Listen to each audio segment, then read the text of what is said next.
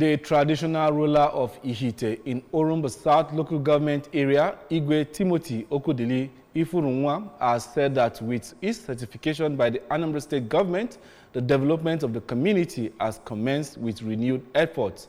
Joseph Ebocha was there and now has details.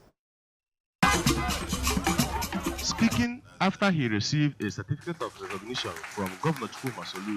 Igwe Ifurunwa commended the transformation agenda of the governor and pledged continued support of his people.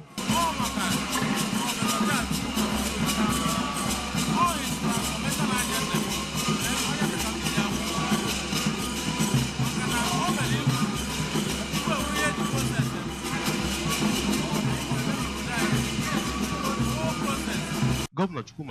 had, while congratulating the traditional ruler on his well-deserved recognition, said he is looking forward to working with him and others to promote peace, progress, and development in Anambra State. Speaking at a gathering organized in Oka in honor of the traditional ruler, some Ihite community members, including the chairman, Anambra State Urban Regeneration Council, Architect Mike Okonkwo, a one-time chairman of Orumba South Council area, Honorable Cyprian Okereke, President General of the community, Mr. George Mato, Mr. Jude Okoli, and Mrs. Yamaka Ubaja, described Igwe Ifurunwa as a trusted hand for the development of the community and wished him eventful years on the throne.